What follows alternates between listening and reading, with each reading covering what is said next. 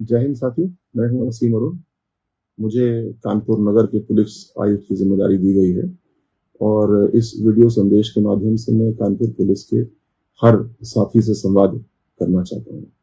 सरकार ने एक बड़ी जिम्मेदारी हम लोग को दी है और उसके बारे में मैं हर पुलिसकर्मी से बात करना चाहता हूं, लेकिन सब लोग को बुला करके इकट्ठे बातचीत करना संभव नहीं है। इसलिए टेक्नोलॉजी का प्रयोग करते हुए इस वीडियो से मैं आपको ये संदेश देना चाहता हूँ।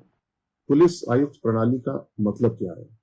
इस प्रणाली में सबसे पहली अपेक्षा है कि जनोन्मुखी पुलिस होगी, पीपल ओरिएंटेड हम लोग होंगे और साथ ही साथ विशेषज्ञता विकसित करेंगे। और इसके लिए हमको कुछ अधिकार दिए गए हैं सीआरपीसी और कुछ अन्य एक्ट्स के तहत। इन कानूनों के पालन के लिए, इनके प्रयोग के लिए बहुत जरूरी है कि हम अपने आप को सही तरीके से प्रशिक्षित करें, इसके लिए विकसित करें। जो नए अधिकार हमको दिए गए हैं उनका हम बहुत होशियारी के साथ प्रयोग करें। संख्या बढ़ाने के लिए नहीं, किसी को बदले की भावना से नहीं, लेकिन पूरी तरीके से कानूनी रूप से सही और उपयुक्त स्थान पर ही प्रयोग करें। कमिश्नर प्रणाली में कुछ मुख्य बातें मैं बताना चाहूंगा। सबसे पहली बात इसमें है ज्यादा अधिकारी और विशेषज्ञ अधिकारी। जहां पे कानपुर में एक एसएसपी कार्य करते थे, अब वहां पे आप देख रहे हैं 3 जोन हैं जिसमें कि एसएसपी की जिम्मेदारियों वाले अधिकारी काम करेंगे। इसके अतिरिक्त अपराध, यातायात और मुख्यालय, इसके लिए 3 एसएसपी के स्तर के अधिकारी और हमारे साथ होंगे। मैं हूं और 2 डीआईजी रैंक के एडिशनल कमिश्नर ऑफ पुलिस भी हैं।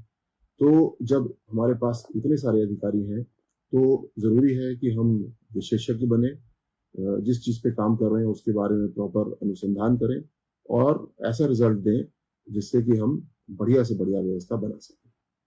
दूसरा, इसमें हमको ज्यादा अधिकार दिए गए हैं, लेकिन साथ ही साथ इसका मतलब है कि हमको पूरी जिम्मेदारी भी अब मिलती है। जिन क्षेत्रों में, विशेषकर लॉ एंड ऑर्डर में, हम महसूस करते थे कि अगर नगर में कोई समस्या हो रही है और हम तेजी से निर्णय लेना चाहते हैं तो अब हम तेजी से निर्णय ले सकते हैं।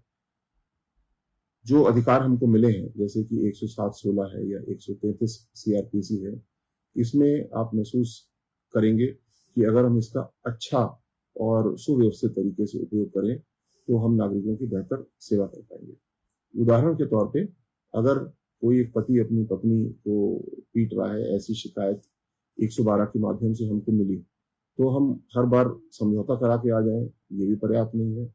हम हर बार एफआईआर कर दें, ये भी पर्याप्त नहीं है। तो एक बीच का रास्ता होता है, वो भी एक खुला है, जिसमें कि ऐसे लोग जो घरेलू हिंसा कर रहे हैं उनको नोटिस दे करके पाबंद किया सकता है कि वो ऐसी गलती ना करें। इसी प्रकार मैं आपको दूसरा उदाहरण देना चाहूंगा 133 सीआरपीसी की शक्तियों का।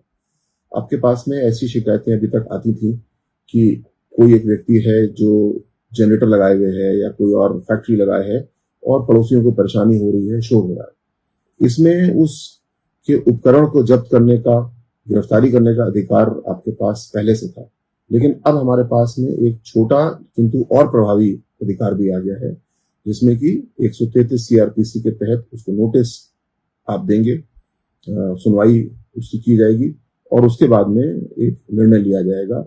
तो जहां पे हमारे पास में गिरफ्तारी, संपत्ति जब्त करना, ऐसे बड़े अधिकार तो थे, लेकिन अब सीआरपीसी के तहत जो छोटे अधिकार हैं वो भी प्राप्त होंगे और उनका होशियारी के साथ में हमको प्रयोग करना है। तीसरा बदलाव इसी के साथ होगा, हमको ज्यादा संसाधन मिलेंगे। फोर्स हमारी थोड़ी बढ़ेगी, गाड़ियां हमारी कुछ बढ़ेंगी और साथ साथ जब हमारे पास इतने सारे अधिकारी हैं तो विशेषज्ञता पूर्ण तरीके से नियोजन यानी प्लानिंग होगी। जितने संसाधन हमारे पास हैं उसमें से कुछ भी व्यर्थ यानी वेस्ट नहीं जाना चाहिए। सबका बहुत ही अच्छी तरीके से प्रबंधन होना चाहिए, मैनेजमेंट होना चाहिए। ऐसा काम आपको करना है।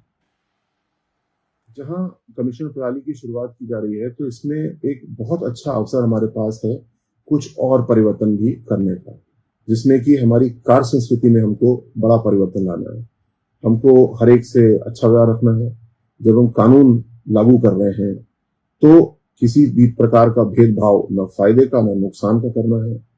पूरी तरीके से अपने आप को ईमानदार बनाना है और सबसे बड़ी बात, हमें अपने काम का विशेषज्ञ बनना है। आपके सारे अधिकारियों का प्रयास होगा कि अच्छे से अच्छी व्यवस्था आपको दी जाए। इसमें सबसे पहले मैं बताना चाहूंगा कि डीजीपी महोदय का एक आदेश है कि 10वें दिन सबको एक रेस्ट दिया जाए।